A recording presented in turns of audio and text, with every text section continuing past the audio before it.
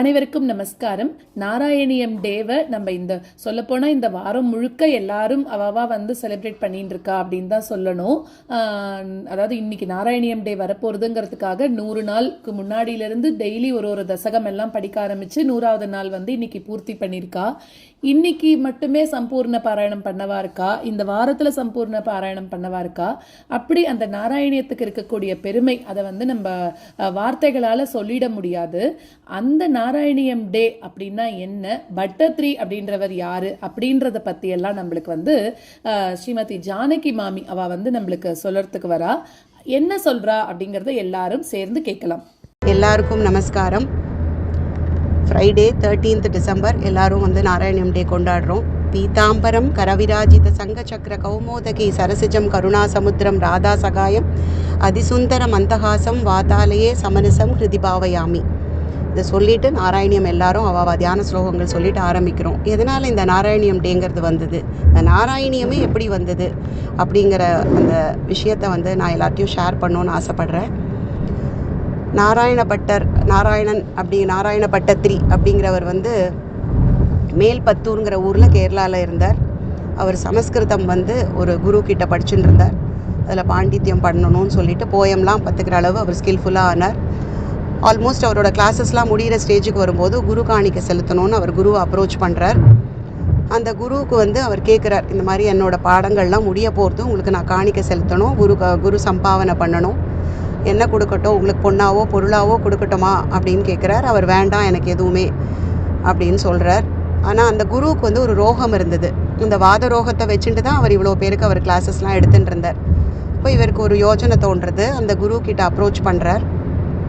எனக்கு வந்து ஒரு யோஜனை தோன்றுறது, நீங்கள் வந்து உங்ககிட்ட இருக்கிற ரோகத்தை எனக்கு தத்தம் பண்ணி கொடுத்துட்டேன்னா நீங்களும் ரோகத்துலேருந்து விடுபட்டுருவேல், எனக்கும் ஒரு குரு காணிக்க செலுத்தின திருப்தி இருக்கும் அப்படின்னு அவர் சொல்கிறார். முதல்ல அந்த குரு அதுக்கு ஒத்துக்கலை. இல்லை வேண்டாம், நானே வச்சுக்கிறேன், அது உனக்கு ரொம்ப கஷ்டத்தை கொடுக்கும் அப்படிங்கிறார். இல்லை நீங்கன்னா வைத்தியம் பண்ணிக்க மாட்டேன், பரிகாரம்லாம் பண்ண மாட்டேன், அதோடு தான் இருக்கணும், தெய்வ சங்கல்பம்னு இருப்பேன், நானா அதெல்லாம் பரிகாரம் பண்ணுவேன், வைத்தியம் பண்ணிப்பேன், நான் அதுலேருந்து சீக்கிரம் விடுபட்டுடுவேன், அதனால் நீங்கள் எனக்கு அதை தத்தம் பண்ணி கொடுத்துருங்கோன்னு ரொம்ப கம்பல் பண்ணுறார். அதனால் அந்த குரு வந்து அந்த ரோகத்தை நாராயணனுக்கு தத்தம் பண்ணி கொடுத்துடுறார். அந்த அதுவும் ஒன்று சொல்லி கொடுக்குறார், உங்களுக்கு வந்து உன்னால் இதை சமாளிக்க முடியலன்னா திருப்பி என்கிட்ட வந்து கொடுத்துடு, கஷ்டப்படாத அப்படின்னு சொல்கிறார். ஒரு தாயின் வாஞ்சையோடு அதை சொல்லி அனுப்புகிறார். இவர் அந்த ரோகத்தோடு வரார். இவருக்கு முதல்ல ஒன்றும் கிளேசம் இல்லை, ஏன்னா வந்து இது வந்து நம்ம வைத்தியம் பண்ணிடலாம், நமக்கு அவர் நம்மள செல்வந்தர், சரி நிறைய யாரையாவது ஒரு பெரிய வைத்தியரை பிடிச்சி சரி பண்ணிடலாம் அப்படிங்கிற ஒரு கான்ஃபிடென்ஸில் அந்த ரோகத்தோடு வரார். இதில் என்ன ஆகிடுறது, வரிசையாக வைத்தியம் பார்த்துக்கிறார். ஒரு வைத்தியரை பார்த்து அவர் பண்ணின்னு இருக்கும்போது இதை என்ன ஆகிடுறது, 10% ஜாஸ்தி ஆகிடுறது. ஸோ இவர் மேலே வைத்தியம் பண்ணிக்க இவரோட ரோகம் ரொம்ப வர்ஸாகிடுறது. இவருக்கே ஒரு பயம் வந்துடுறது. யூஸ்வலாக நமக்கு ஒரு ப்ராப்ளம் இருக்கும்போது நம்ம ஒன்று ஏதாவது பருமாளுக்கு ஏதாவது வேண்டிட்டு பண்ணுவோம், இல்லாட்டி முதல்ல ஒரு ஜோசியரை பார்ப்போம். இவர் என்ன பண்ணுறார், இவர் ரொம்ப ரோகத்தில் பீடிச்சுட்டு இருக்கிறதுனால இவரோட அசிஸ்டன்ஸ் அனுப்பி இந்த மாதிரி வந்து நீ போய் கேட்டுன்னு வா, எழுத்தச்சருங்கிற ஜோசியர்கிட்ட போகிறார். எழுத்தச்சருங்கிற ஜோசியர்கிட்ட இவர் போன உடனே அந்த அசிஸ்டண்ட் போயிட்டு இந்த மாதிரி வந்து நாராயணனோட ரோகத்தை பற்றி டீட்டெயில்டாக அந்த ஜோசியர்கிட்ட சொல்லி ஜாதகத்தை கொடுக்குறார். ஜாதகத்தை பார்த்த ஜோசியர் வந்து நான் பார்த்துட்டு இதுக்கு ஒரே ஒரு பரிகாரம் தான் இருக்குது, வேறு எதுவும் இதுக்கு செல்லுபடி ஆகாது அப்படின்னு சொல்லிட்டு குருவாயூருக்கு போய் வாயில் மீன் வச்சு பாடணும், 1000 பாட்டுகளுக்கு மேலே பாடணும் அப்படின்னு சொல்கிறார். அந்த அசிஸ்டண்ட்டுக்கு முதல்ல ஒன்றும் புரியலை, வாயில் மீனை வச்சுன்னு எப்படி அவர் பாடுவார், அவர் வந்து இதெல்லாம் சாப்பிட மாட்டாரே அப்படின்னு சொல்லிட்டு வந்து அதே அவர் சொன்ன வார்த்தைகளே அப்படியே வந்து நாராயணன் சொன்ன உடனே நாராயணன் சொல்கிறார், அது அப்படி கணக்கு இல்லை, மீன் அவதாரத்துலேருந்து கிருஷ்ணரை மேலே பாட சொல்லியிருக்காரு, சரி நம்ம அதையே செஞ்சு பார்ப்போம் அப்படின்னு சொல்லிட்டு அசிஸ்டன்ஸ்லாம் அழிச்சின்னு போகிறார். அவருக்கு நிறைய பேரோட தயவு தேவைப்படுறது, குளிப்பாட்டி விட்றதுக்கு, துணி ஊற்றி விட்றதுக்கு, சாதம் ஊட்டுறதுக்கு எல்லாத்துக்குமே அவருக்கு ஆள் வேணும். அவருக்கு வசதி இருந்ததுனால அத்தனைக்கும் அசிஸ்டன்ஸ் அழிச்சின்னு போகிறார். குருவாயூர் கோயிலுக்கு போகிறார். அதே மாதிரி தன்னை சுத்தப்படுத்தின்னு அங்கே ஒரு மண்டபத்து மேலே தன்னை உட்காத்தி வைக்க சொல்கிறார். ஆனால் அவருக்கு என்ன ஒன்றுனா கிருஷ்ணரை பார்க்க முடியல, ஒரு இன்ச்சு கூட அவரோட கழுத்தை நகர்த்த முடியல. ஆனால் அவர் பாடி ஆகணும் அந்த கிருஷ்ணர் மேலே. நான் அப்போ கிருஷ்ணர்கிட்ட பேசுகிறார். ஆக்சுவலாக கிருஷ்ணர் நம்ம பெருமாள்கிட்ட பேசலாமா அப்படின்னா நிறைய பேர் பேசியிருக்கா, ஔவையார், தொண்டமான் சக்கரவர்த்தி, திருக்கச்சி நம்பிகள், அருணகிரிநாதர், நிறைய பேர் சுவாமி கூட பேசுகிற பாக்கியம் பெற்றவா. அதில் இவரும் பேசுகிறார். என்னால் உன்னை பார்க்கவே முடியலன்னா நான் உன்னை பற்றி எப்படி பாடுவேன் அப்படிங்கிறார். அப்போ கிருஷ்ணர் சொல்கிறார், நீ தானே என்னை பார்க்க முடியாது, நான் உன்னை பார்ப்பேன் இல்லையோ, அதனால் கவலைப்படாத, நான் தலையை ஆட்டி நகர்த்தி உன்னை பார்க்குறேன், நீ என்னை பார்த்து பாடுங்கிறார். ஃபஸ்ட்டு அந்த சாந்திரா அப்படிங்கிற வேர்டையும் கிருஷ்ணரே எடுத்து கொடுக்குறார். வந்தனம் அவர் முதல்ல யாருக்கு பண்ணுறாருனா அம்மா அப்பா கிருஷ்ணருக்கு கூட பண்ணலை, தனக்கு கொடுத்த ரோகத்துக்கு பண்ணுறார். அதுதான் இப்போ கிருஷ்ணர் முன்னாடி நின்று தான் பாட்டை கேட்குற பாக்கியத்தை கொடுத்தது அப்படிங்கிறதுக்காக தன்னோட ரோகத்துக்கு தான் அவர் முதல் நமஸ்காரத்தை பண்ணுறார், ஆரம்பிக்கிறார். மணிப்பிரவாளமாக பாடுறார். பாகவதம் மாதிரி அத்தனை அவதாரங்களும் கண் முன்னாடி நிற்கிறது அவ்வளோ சூப்பராக பாடுறார். இப்படி 50, 60, 70 சர்க்கங்கள் முடிஞ்சு 90, 95 ஆயிடுறது. அவரோட ரோகம் துளி கூட நிவர்த்தி ஆகலை. ஆனாலும் நம்பிக்கையாக பாடின்னு இருக்கார். 99வது சர்க்கத்தில் அவர் கேட்குறார், இன்னும் ஒன்று தான் இருக்குது, இன்னமும் என்னோடய ரோகத்தை நீ தாவளையாக்கலையே அப்படின்னு கிருஷ்ணரை கேட்கும்போது கிருஷ்ணர் சொல்கிறார், நீ மூர்த்திம் தே அப்படிங்கிற வார்த்தையை நீ சொல்லியிருந்தேன்னா அப்போவே நான் சரி பண்ணிடணும்னு நினச்சேன், ஆனால் நீ இது வரைக்கும் ஒரு வாட்டி கூட அதை யூஸ் பண்ணலை அப்படிங்கிறார். அப்படிங்கிறத அப்போ தான் அவர் ரியலைஸ் பண்ணுறார். 100வது சர்க்கத்தில் மூர்த்திம் தே அப்படிங்கிற வார்த்தையை யூஸ் பண்ணி பாடுறார். அவரோட ரோகம் கம்ப்ளீட்டாக சரியாக போகிறது. அவர் 100வது சர்க்கம் பாடி அவர் ரோகத்திலேருந்து வெளியில் வந்த நாள் தான் இந்த நாராயணியம் டே. துளி கூட கிருஷ்ணரை பார்க்க முடியாது நின்னவர் அப்புறம் நின்று கிருஷ்ணரை நல்லபடியாக சேவிக்கிறார். அப்பேற்பட்ட வசந்த கிரந்தம் இந்த நாராயணியம். அந்த டே தான் இந்த நாராயணியம் டே. எப்பேற்பட்ட ரோகத்தையும் சரி பண்ணக்கூடியது இந்த நாராயணியம். அந்த மூர்த்தியும் தேங்கிற வார்த்தை அவ்வளோ சக்தி வாய்ந்த வார்த்தை. இப்போவும் கேரளாவில் யாருக்காவது உடம்பு சரியில்லைன்னா மூர்த்தியும் தே பறையும் அப்படின்னு சொல்லுவாள். அதையும் நம்ம தினம் அனுசந்தானம் பண்ணலாம்.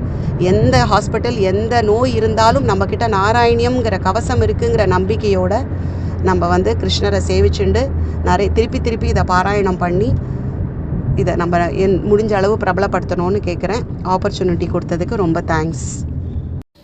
ரொம்ப அழகாக அருமையாக சொன்னீங்கோ ஜானகி மாமி.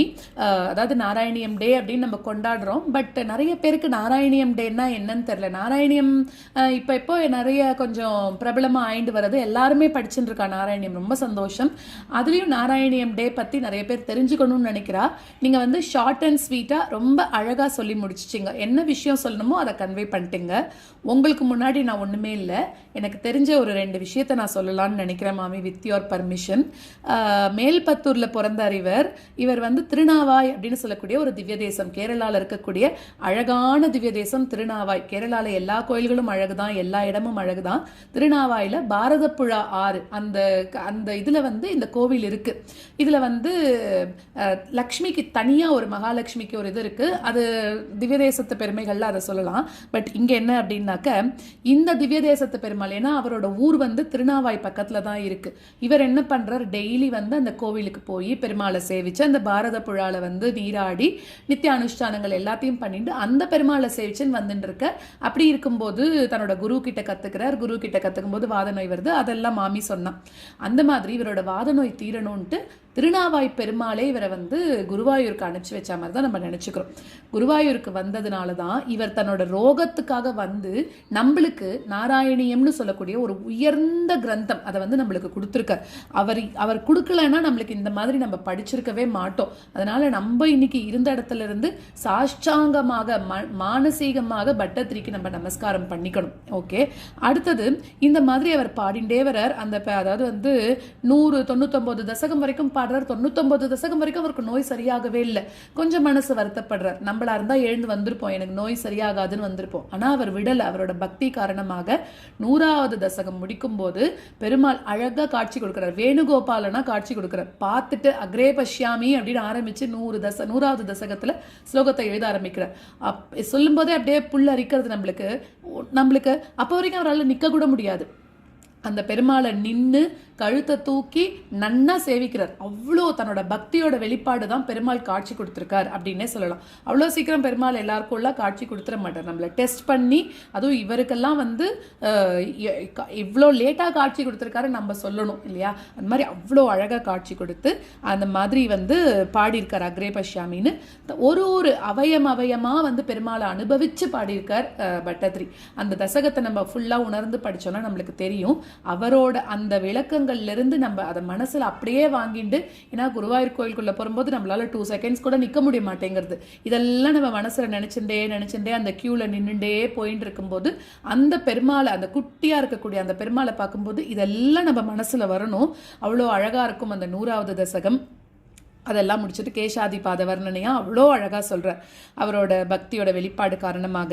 அப்புறம் மாமி ஒரு முக்கியமான விஷயம் சொன்னா, இது ரொம்ப ரேர் விஷயம், இது வரைக்கும் இதை யாருமே சொல்லி நான் கேள்விப்பட்டதே கிடையாது.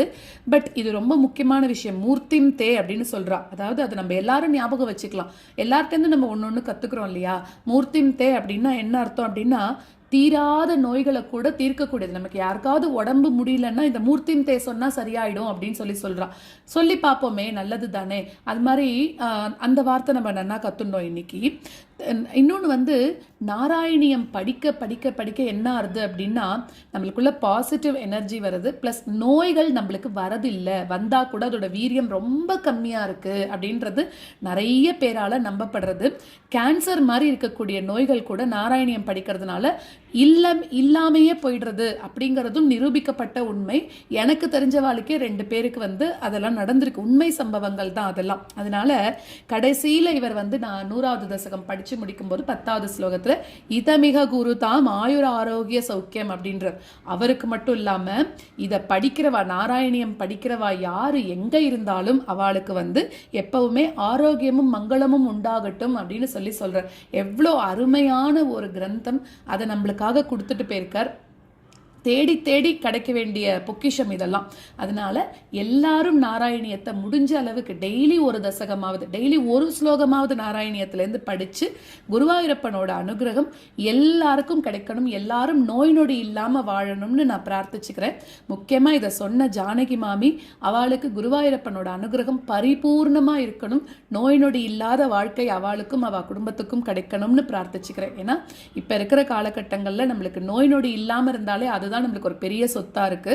அது எல்லாருக்கும் இருக்கணும்னு இந்த நல்ல நாள்ல உங்க எல்லாருக்காகவும் நானும் பிரார்த்தனை பண்ணி விடைபெறுகிறேன். நன்றி, வணக்கம்.